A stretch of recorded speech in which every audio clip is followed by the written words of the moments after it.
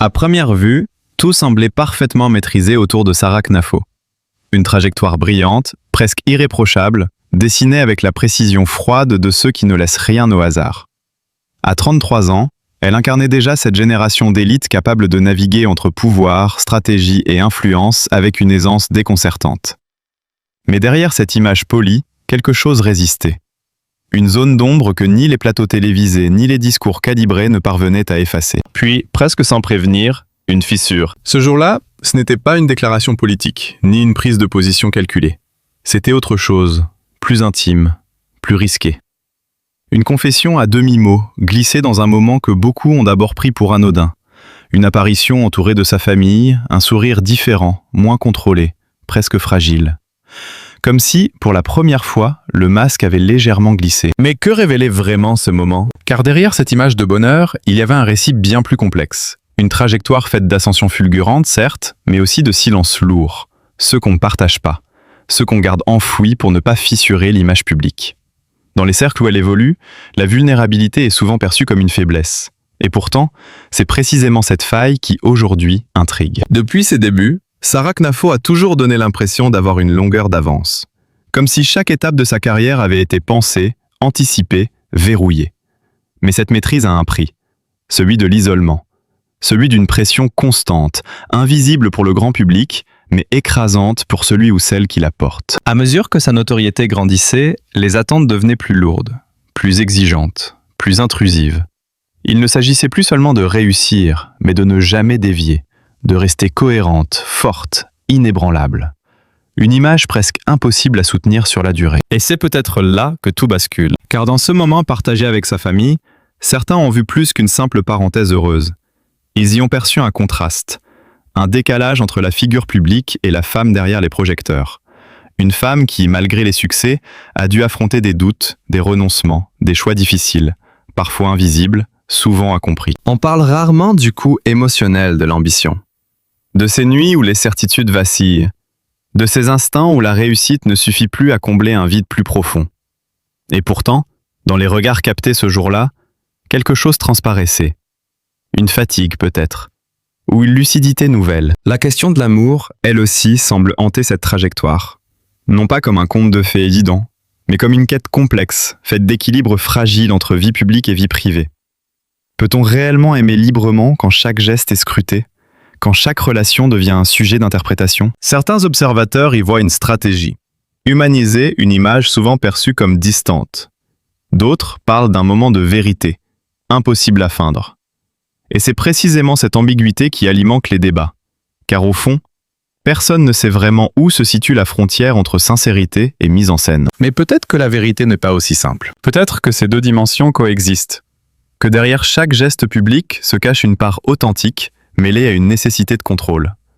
Une dualité permanente, épuisante, mais inévitable dans cet univers. Alors, ce moment partagé était-il une rupture ? Ou simplement une parenthèse dans un récit toujours aussi maîtrisé? Ce qui est certain, c'est qu'il a laissé une trace. Une impression persistante que quelque chose a changé.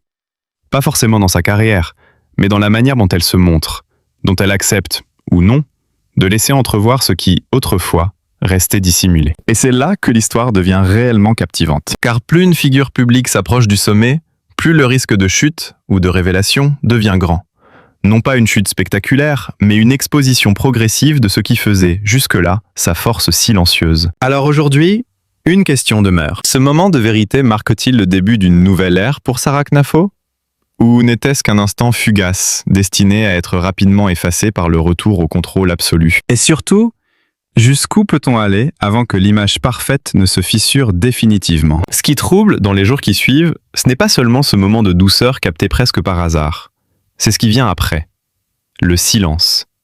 Un silence inhabituel, presque stratégique, qui contraste avec l'intensité des réactions. Comme si Sarah Knafo avait choisi de ne rien ajouter, laissant les autres parler à sa place. Et ils n'ont pas tardé. Dans certains cercles médiatiques, on commence à murmurer que cette séquence n'était pas si spontanée, qu'elle aurait été pensée, préparée, intégrée dans une narration plus large. Une manière de reprendre la main, de redessiner une image devenue trop rigide. Mais à mesure que ces hypothèses circulent, une autre version émerge, plus troublante encore. Une version qui parle d'un point de rupture. Car selon plusieurs observateurs proches de son environnement, cette apparition familiale serait intervenue après une période de tension extrême. Des semaines où les décisions s'enchaînaient, où les attentes devenaient presque irréalistes. Des moments où, en coulisses, la pression ne se contentait plus d'être professionnelle, mais devenait profondément personnelle. Certains évoquent une soirée précise, une soirée qui, officiellement, n'existe pas. Aucun communiqué, aucune trace publique. Et pourtant, dans les récits qui filtrent, elle revient avec insistance. Ce soir-là, tout aurait basculé. Une discussion trop directe, une vérité qu'on ne pouvait plus contourner. Peut-être une remise en question, peut-être une confrontation avec elle-même. Les versions divergent, mais toutes convergent vers la même idée. Quelque chose s'est fissuré. Et c'est cette fissure que certains pensent avoir aperçue dans ce fameux moment familial. Un détail intrigue particulièrement. Un regard. Fugace, presque imperceptible, mais chargé d'une intensité inhabituelle.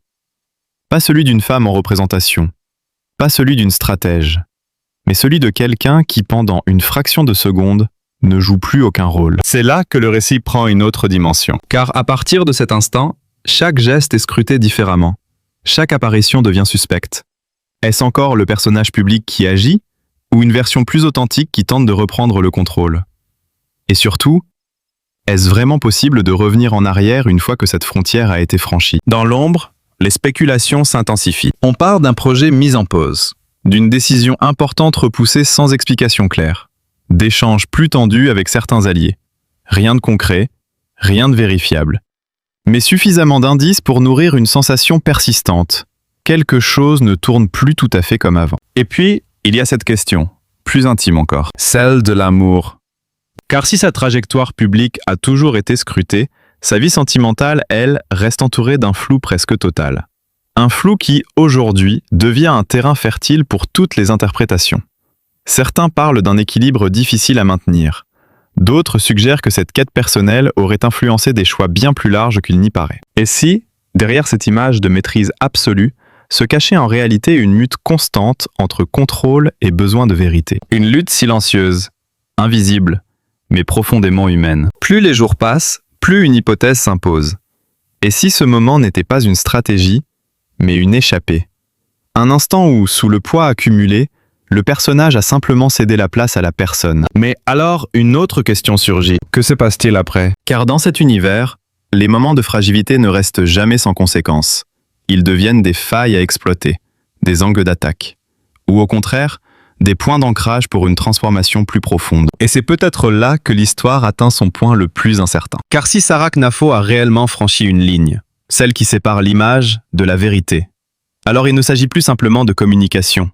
Il s'agit d'un basculement, d'un risque, d'une possible redéfinition de tout ce qu'elle a construit jusqu'ici. Reste à savoir si ce changement sera assumé ou étouffé. Parce qu'au fond, une seule chose est certaine. Dans le monde qu'elle traverse, on pardonne difficilement ceux qui hésitent entre deux visages. Alors dites-moi, ce que vous avez vu dans ce moment, était-ce une mise en scène parfaitement maîtrisée ou le premier signe d'une vérité qui commence enfin à émerger? Et puis, presque imperceptiblement, le tumulte médiatique commence à se transformer. Ce qui n'était au départ qu'une image, une scène familiale, un sourire inhabituel, devient un objet d'analyse, presque une pièce à conviction dans un procès invisible. Autour de Sarah Knafo, les interprétations s'opposent. Fragilité sincère ou stratégie redoutable? Dans cet entre-deux, une vérité dérangeante se dessine. Celle d'un système où l'intime n'existe plus vraiment, absorbé, recyclé, transformé en récit public. Car au fond, le véritable scandale n'est peut-être pas ce qu'elle a montré, mais ce que le public exige désormais de voir. Toujours plus loin, toujours plus vrai. Quitte à franchir une ligne dont personne ne mesure réellement le prix. Alors, une dernière question reste suspendue, comme une ombre persistante. Et si, en cherchant à dévoiler son vrai visage, elle venait d'ouvrir une faille que même elle ne pourra plus refermer?